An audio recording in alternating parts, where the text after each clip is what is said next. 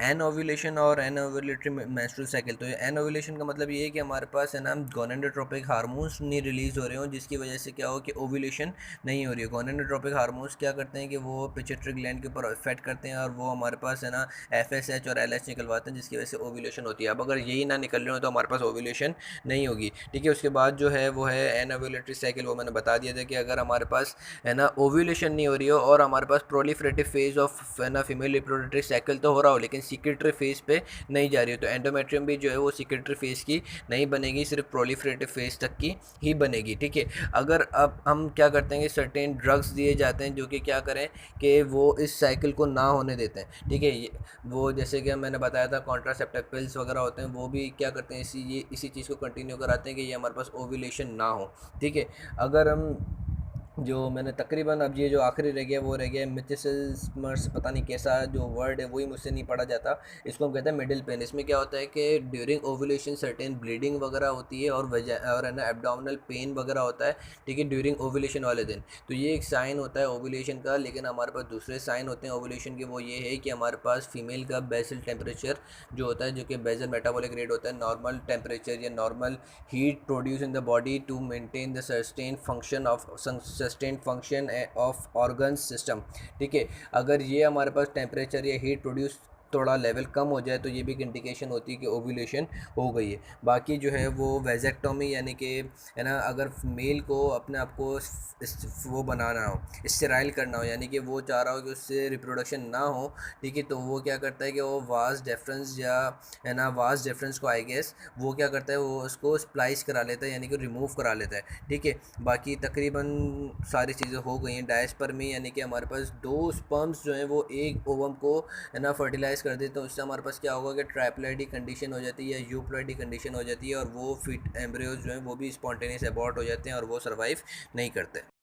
सबसे important clinical teratogenesis associated with gastrulation, यानी कि हमारे पास है ना टेराटोमास, जिसको हम कहते हैं कि एबनॉर्मल ग्रोथ ऑफ है ना certain tissue which affect appears physically on the foetus, उसको हम कहते हैं टेरेटोमास। ठीक है, अब ये टेरेटोमास जो होते हैं ये हमारे पास क्यों होते हैं, ये हमारे पास होते हैं due to the remnants of some primordial germ cells और सम है ना सम जर्मिनल सेल्स। ठीक है, जो हमारे पास 3 जर्म लेयर्स होती हैं, एपिब्लास्ट मेसोडर्म और एक्टोडर्म, मेसोडर्म और एंडोडर्म। ठीक है, उसमें से जो प्रीमिटिव स्ट्रीक से सेल्स आ रहे होते हैं, अगर वो हमारे पास है ना सर्टेन जहाँ पे उन ऑर्गन्स को जाना, जहाँ पे उसकी डेस्टिनेशन होती है, यानी कि अगर उसको मेसोडर्म बनाना है तो वहाँ पे जाए, एंडोडर्म बनाना है तो वहाँ पे जाए, अगर वो नहीं जाते। ठीक है, और प्रीमिटिव स्ट्रीक जो है जो कि हमारे पास ख़त्म हो जाती है at the end of the 7th week I guess, फिर भी इसका वीक चेक कर लेना कि कब ख़त्म होती है, मेरे ख्याल से 7th वीक था। ठीक है, इसको प्रीमिटिव स्ट्रीक को ख़त्म होना लाजमी है। अगर ये हमारे पास रह गई तो कॉर्डल रीजन पे बेसिकली ये रह जाती है, क्योंकि ये हमारे पास सबसे पहले जो है वो क्रेनियली ग्रो होती है, उसके बाद जो है ये हमारे पास कॉर्डली ग्रो होना शुरू हो जाती है। क्योंकि जो होता है हमारा न्यूरल एंड जो है वो ज़्यादा ग्रो करता है स्टार्टिंग में, उसके बाद न्यूरल एंड जो होता है वो स्लो ग्रो करता है। ठीक है, तो ये हमारे पास कॉर्डल एंड पे ये प्रीमिटिव स्ट्रीक जो है वो रह जाती है। ठीक है, अगर ये हमारे पास रह गई तो ये हमारे पास क्या करा देगी, सैक्रोकॉक्सिजियल टेराटोमा बना देगी। ये बहुत ज़्यादा इंपॉर्टेंट सवाल है, सैक्रोकॉक्सिजियल टेराटोमा, जिसके अंदर हमारे पास एक है ना वो एक एबनॉर्मली तौर पे पाउच जो है वो हमारे पास है ना जो सैक्रम रीजन से आ रहा होता है, सामने विजिबल फिजिकली तौर पे अपीयर हो जाता है। इसके अंदर तीनों जर्मिनल लेयर्स के सेल्स होंगे, ये चीज़ याद रखना, तीनों जर्मिनल लेयर्स के सेल होंगे। और ये जो है ये फीमेल के अंदर बहुत ज़्यादा होने के चांसेस हैं, 4 टाइम्स मोर देन मेल। ठीक है, अब इसका रीज़न क्यों है ये आप लोग खुद सर्च कर लेना। ठीक है, उसके बाद जो है वो हमारे पास है जो नेक्स्ट क्लिनिकल है वो है कॉर्डल डिसजेनेसिस। कॉर्डल डिसजेनेसिस या सिरोनोमेलिया, ये हमारे पास क्या होता है कि हमारे पास मेसोडर्म जो है वो सर्टेन जगह पे ना पहुंच सके, यानी कि मेसोडर्म की डेवलपमेंट कंप्लीट ना हो। अब अगर मेसोडर्म की डेवलपमेंट कंप्लीट नहीं होगी तो हमारे पास जाहिर सी बात है जो जो उसके डेरिवेटिव्स हैं वो नहीं बनेंगे। जैसे हमारे पास किडनीज नहीं बनेंगी, लिम्स मिसिंग होंगे, लिम्स ख़राब बनेंगे। ठीक है, या स्केलेटल सिस्टम वीक वगैरह होगा। ये बहुत ज़्यादा इंपॉर्टेंट है ये चीज़ याद रखना कि सिरोनोमेलिया क्या था। ये मैंने बता दिया कि इसकी इंसफिशिएंसी होती है एट द कॉर्डल मोस्ट। अब कॉर्डल मोस्ट पे लिखा हुआ है इसके अंदर, तो मीन्स कि किडनी नहीं डेवलप करेगी, लोअर लिम्स डेवलप वगैरह नहीं करेंगे। ठीक है, उसके बाद आता है साइटस इन्वर्सिस। साइटस इन्वर्सिस का मतलब ये होता है कि हमारे पास ऑर्गन जो है, जो ऑर्गन को राइट साइड पे होना चाहिए वो लेफ्ट साइड पे आ जाता है, और जो लेफ्ट साइड पे होना चाहिए वो राइट साइड पे आ जाता है। वैसे तो इससे कोई इतना कोई खास मसला नहीं होता, लेकिन सर्टेन टाइम्स जो होता है वो हमारे पास है ना कुछ डिजीज़ वगैरह अपीयर होना शुरू हो जाती हैं, जिसके अंदर हमारे पास कौन कौन सी डिजीज़ आती हैं। वो आती हैं ब्रोंकिएक्टेसिस, यानी कि एबनॉर्मल सीलिया इन द ब्रोंकाई। ठीक है, और दूसरी जो चीज़ जो है वो है क्रॉनिक साइनोसाइटिस, क्योंकि सीलिया की आई गेस कोई मूवमेंट वगैरह की प्रॉब्लम है इस साइटस इन्वर्सिस से, तो इसी वजह से जहाँ जहाँ सीलिया होते हैं वहाँ वहाँ प्रॉब्लम होना शुरू हो जाती है। ठीक है, तो ये हमारे जो चैप्टर था वो हो गया कंप्लीट। ठीक है, अच्छा एक चीज़ और कि हमारे पास है ना अल्कोहल लेने से, अरे ये तो इतना ज़बरदस्त क्लिनिकल था कि अगर जो फीमेल्स, जब प्रेग्नेंट फीमेल जो होती हैं वो हमारे पास अल्कोहल ले रही होती हैं या अल्कोहल एडिक्ट होती हैं, तो उससे क्या होता है कि हमारे पास है ना उसका पोस्टीरियरली साइड पे या है ना mid of the neural tube पे वो फोल्डिंग्स कंप्लीट नहीं होती हैं, और हमारे पास क्या होता है कि कुछ डिफेक्ट्स होना शुरू हो जाते हैं, जो जिसकी कुछ डिफेक्ट्स पोस्टीरियरली कुछ डिफेक्ट्स आना शुरू हो जाते हैं। इसकी तस्वीर भी देखना कि है ना पोस्टीरियरली हमारे पास डिफेक्ट्स आना शुरू हो जाते हैं, पोस्टीरियरली न्यूरल ट्यूब की पोस्टीरियर साइड पे डिफेक्ट्स आना शुरू हो जाते हैं। इसको हम कहते हैं हॉलन प्रोजेंसेफेली। ठीक है, अच्छा इसके जो मैनिफेस्टेशंस हैं, यानी कि इस क्लिनिकल इफेक्ट का असर क्या होगा, वो ये होता है कि हमारे पास फोर ब्रेन जो होता है वो बहुत ज़्यादा छोटा होता है।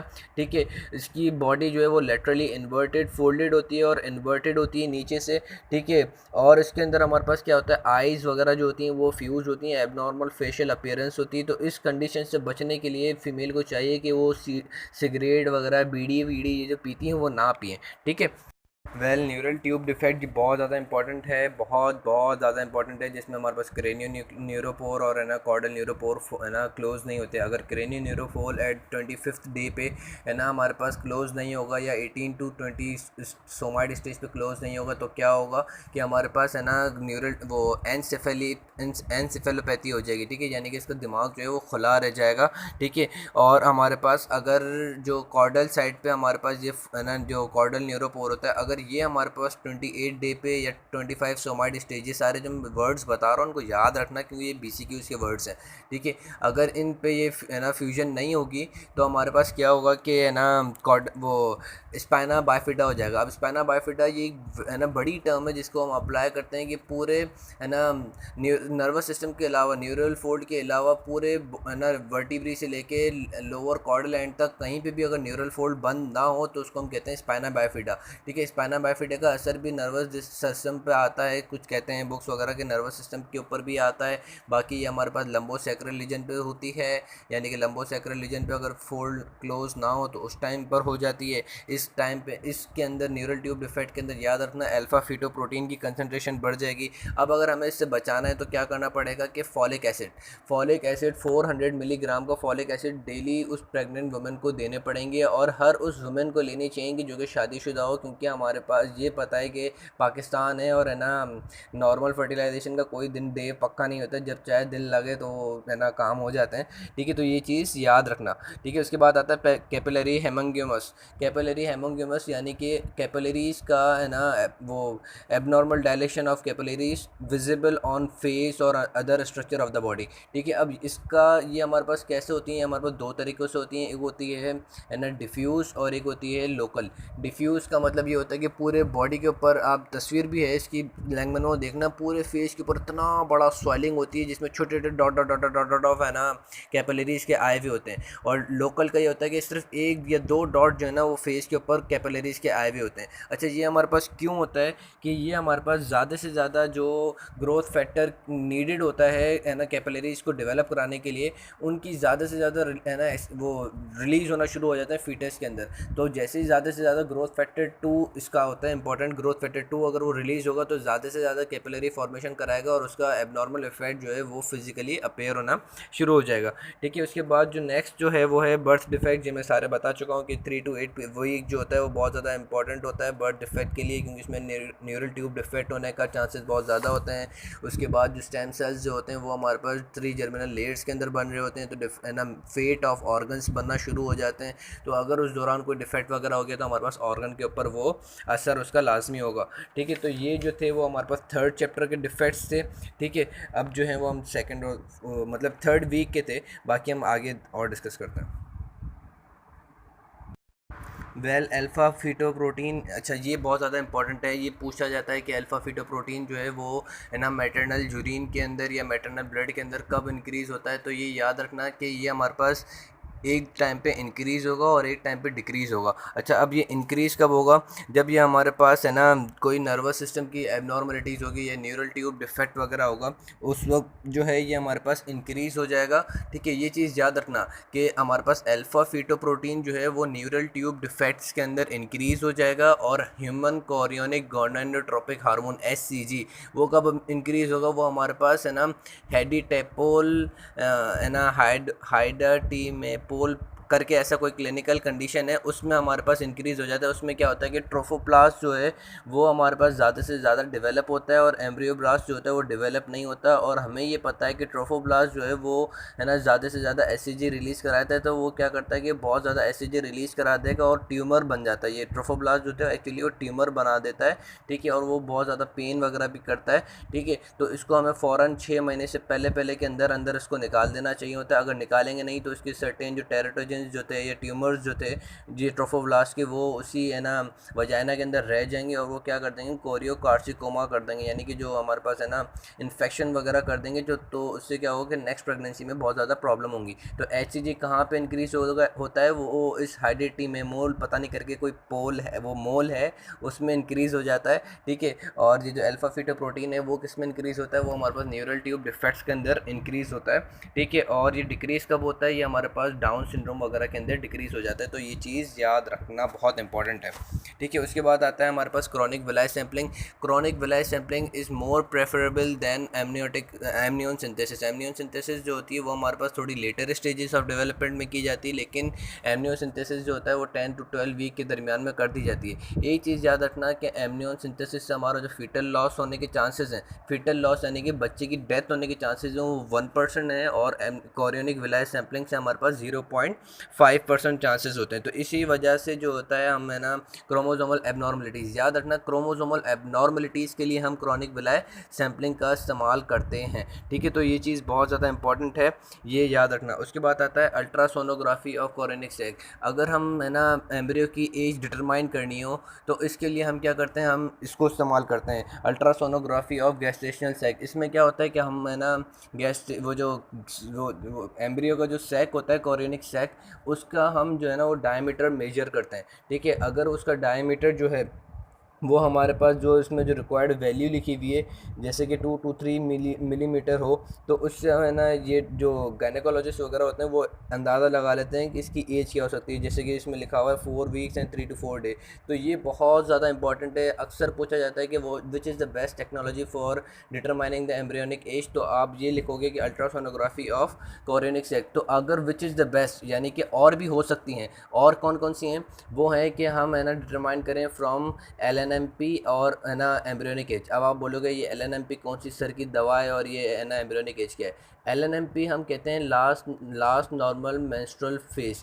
ठीक है, यानी कि मदर को लास्ट मेंस्ट्रुअल लॉस पूरा कब आया था। ठीक है, अब हम उसके बाद वाला जो शुरू के जो 14 दिन है उसको भी हम कंसिडर कर लेते हैं। इसी वजह से हम कहते हैं कि हम प्रेगनेंसी को या तो 40 वीक्स कंसिडर करते हैं या 38 वीक्स। 38 वीक्स हम from the day of fertilisation से काउंट करते हैं till from the day of fertilisation to the day of delivery, ये 38 वीक्स का है। और एलएनएमपी कहाँ से होता है? From first day of an new menstrual cycle to the delivery of the foetus. ठीक है, इसी वजह से हमें हमारे 14 डेज इंक्रीज़ हो जाते हैं। अक्सर एक एमसीक्यू ये भी आता है कि है ना अगर हमारे पास वो एम्ब्रियो की कौन सा वीक होगा जिससे हमारे पास चांसेस होते हैं कि मदर का सेकंड मेंस्ट्रुअल पीरियड आता अगर फर्टिलाइजेशन नहीं होती, तो याद रखना वो थर्ड वीक होता है, क्योंकि 14 डेज़ जो होते हैं फर्स्ट मेंस्ट्रुअल साइकिल के वो तो ओव्यूलेशन के होते हैं। उसके बाद जो 14 डेज़ होते हैं वो हमारे पास सेकंड वीक ऑफ डेवलपमेंट पे हो जाते हैं फिट है ना एम्ब्रियो के। तो जैसे ही थर्ड वीक आएगा तो अगर हम फर्टिलाइजेशन नहीं हुई हुई होती तो थर्ड वीक की स्टार्टिंग पे हमारे पास वुमेन को है ना नेक्स्ट मेंस्ट्रुअल लॉस आता। तो ये चीज़ सारी चीज़ें याद रखना। ठीक है, फिर बस तकरीबन क्लिनिकल्स हो तो गए हैं, जिसमें जो एक इम्पॉर्टेंट क्लिनिकल रह गया है वो है एक्टोपिक ट्यूबल प्रेगनेंसी। ये इसमें क्या होता है कि हमारे पास जो हमें पता है कि प्रेगनेंसी जो होती है वो हमारे पास इम्प्लांटेशन जो होती है वो यूट्राइन कैविटी के अंदर होती है। अगर ये इम्प्लांटेशन यूट्राइन कैविटी के अंदर ना हो और किसी दूसरे पार्ट ऑफ है ना फीमेल रिप्रोडक्टिव ट्रैक्ट के अंदर हो जाए तो इसको हम कहते हैं एक्टोपिक प्रेगनेंसी। मोस्टली जो ये प्रेगनेंसी होती है इस केस के अंदर वो हमारे पास होती है यूट्राइन कैविटी के अंदर, ठीक है, ओ सॉरी यूट्राइन ट्यूब के अंदर। यूट्राइन ट्यूब में भी 95% चांसेस किसके अंदर होते हैं कि ये हमारे पास एम्पुला के अंदर होती है, ठीक है। और कभी कभी क्या होता है कि जो स्नेल लैंगमैन में तस्वीर भी है वो रेट्रो कौन सा पाउच है, रेट्रो यूट्राइन पाउच, जो कि मुझे भी इतना पता नहीं है कि ये पाउच होता है फीमेल रिप्रोडक्टिव ट्रैक के थोड़े से ऊपर के अंदर, वहाँ पे जाके इसके अंदर जो है ना वो उधर जाके ये इम्प्लांटेशन कर देता है। तो याद रखना कि अगर इस इम्प्लांटेशन में हमारे पास क्या क्या होगा कि वजाइनल ब्लीड वो वजाइनल पेन होगा उसको, ठीक है। अच्छा, इसमें जो होता है वो एचसीजी का काउंट लो रहता है, तो प्रेगनेंसी टेस्ट भी नेगेटिव आता है, ये चीज़ याद रखना, इसमें प्रेगनेंसी टेस्ट जो होता है वो नेगेटिव आता है, ठीक है। अब ये हमारे पास होती क्यों है, ये हमारे पास उस साइड की ट्रांसपोर्टेशन जो होती है वो लो होती है, या है ना स्लो उस साइड ट्रांसपोर्टेशन की वजह से होती है, ठीक है। अच्छा, इसको जो होता है इससे हमारे पास डैमेज क्या होता है कि यूट्राइन कैविटी जहाँ हो रही होती है वहाँ रप्चर हो जाती है और हेमरेजेस वगैरह हो जाती है, तो इसको हम रिमूव करवा देते हैं, ठीक है। इसको हम कैसे रिमूव कराते हैं, बाय एंडो वजाइनल सोनोग्राफी। ये चीज़ याद रखना कि एंडो वजाइनल सोनोग्राफी से इसको हटाते हैं, ठीक है। तकरीबन मैंने सारे क्लिनिकल्स जो हैं वो उनका जिक्र कर दिया है, ठीक है। बाकी जो है वो एबनॉर्मल एम्ब्रियोज एंड स्पॉन्टेनियस वो एबॉर्शन ये क्यों होती है कि हमारे पास है ना क्रोमोसोमल अगर डिफेक्ट होगा तो हमारे पास ऑटोमेटिकली ये ना एबॉर्शन हो जाएगी। अगर 45 होगा यानी कि है ना टर्नर सिंड्रोम वगैरह होते हैं वो तो मोस्ट, टर्नर सिंड्रोम के अलावा सिर्फ टर्नर सिंड्रोम वो वाहिद सिंड्रोम है 45 वाला के जो कि सर्वाइव कर जाते हैं, बाकी अगर कोई दूसरा 45 क्रोमोसोम वाला होगा तो वो सर्वाइव नहीं करेगा और वो मर जाएगा, ठीक है। बाकी तकरीबन ऑलमोस्ट मैंने सारे क्लिनिकल्स बता दिए हैं, फिर भी अगर कुछ रह जाए तो पूछ लेना। उसमें एक जो आता है वो आता है सुरोगेट मदर्स। सुरोगेट मदर्स वो होती हैं कि जिसमें यूट्रस नहीं होता, तो इसमें से हम क्या करते हैं कि है ना उस साइड तो उस साइड या ओवम ले लेते हैं और फिर दूसरी उसको है ना इन विट्रो से फर्टिलाइज कराते हैं और फिर दूसरी वुमेन के अंदर इम्प्लांट करा देते हैं, ठीक है। बाकी तो तकरीबन मैंने बता दिया, कुछ चीज़ें ऐसी हैं कि जो आप खुद रीड कर लो बहरहाल।